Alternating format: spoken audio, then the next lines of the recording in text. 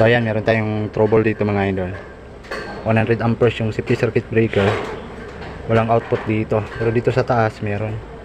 Kasi tayo sa easy volts. Test tayo sa taas. Meron tayong 217 volts. On natin yung safety circuit breaker.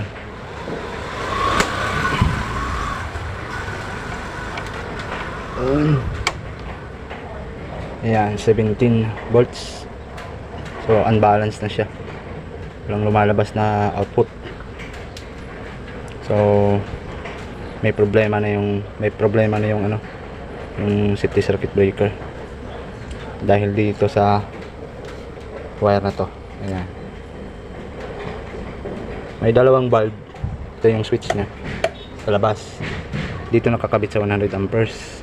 Ginamit niya is yung flat cord. Ayan, cross connection. So ngayon papalitan natin yan ng panibagong breaker. So magla-live tayo. So live to. So tsagaan natin yan na hindi tayo makuryente. Ito yung breaker na bago natin bili. Ayan, screw type din to. So tanggalin natin yan din. Ito ikakabit na natin. So ito naman, kinagandaan dito is GE ito. Ayan kasi is Koten. Koten yung brand nya. Ayan mga Royo. Dihira si Royo ah. Ngayon, ito lang yung malaking ano dito, yung breaker 100. Ito 60. 60 yan lahat. Then yung wire nya dito is number for 14mm THHN. 14mm. So dito number 8 yung iba. Ito ipapalit natin. G. Pero i-test muna natin to. Itong bago natin bili kung good yung kanyang function. So ayan, abnormal na yung ano niya, yung function niya. Unbalanced na yung supply. Check natin sa continuity test. Yan ang ano natin. Dito ko lang. Tutok mo lang din. Ginagawa natin. Naka-off. On natin. Meron. Ayos. Kabit na lang natin to. Okay. Live to, live men. Live na live to. Ayan.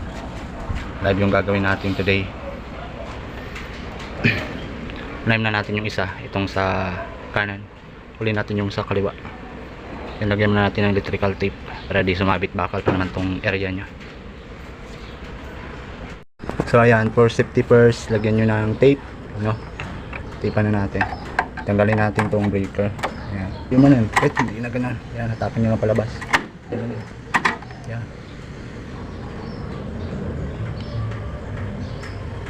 May tama nga talaga.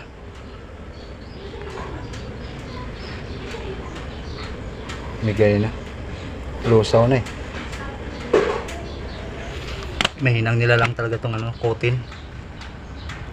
Pero dito ka kay JE. Ayan, JE. 1,000, magkano to kanina? 1,600 yung JE. Ito lang ah, itong safety circuit breaker na to.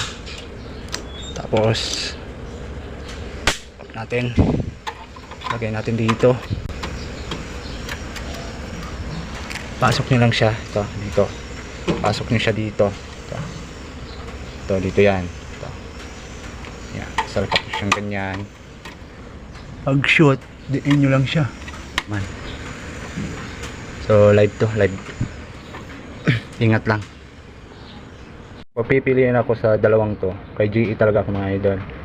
Dahil dito pa lang sa screw type ng Koten, saka sa screw ng GE ay napakalayo ng diferensya nila. Maasahan mo to si GE. GE 100% talaga maasahan mo to.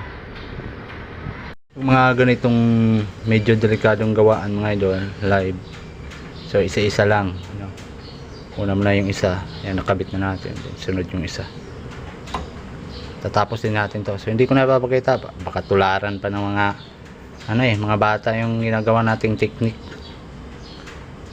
So let's go. Oh. So ayan, kabit na natin mga idol. on natin yung ating safety circuit breaker. Tigas talaga na itong GE na to yun.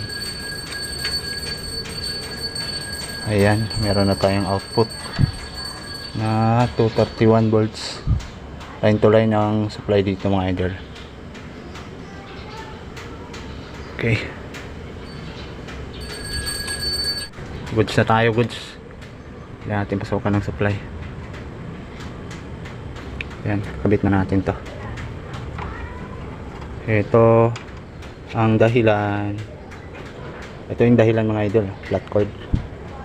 So dinugtong niya. Ayan, dito 3.5 dinugtong niya galing sa switch. Ayan.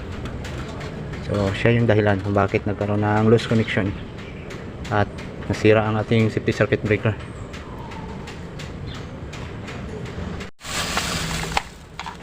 Yun, kuna natin ng voltahe, kabit na natin mga idol. So 5.5, then merong 3.5 para dito sa ilaw na to labas. Ayan, pinalitan natin yung flat cord kanina. Meron tayong 234 volts. Ayan. So okay na, kuna natin ng amperes yung outside, load side, para load side. So di natin makuha yung yung amperes nya dahil wala pa naman gumagamit ng appliances. So double check nyo palagi yung mga terminal niyan, kailangan mahigpit.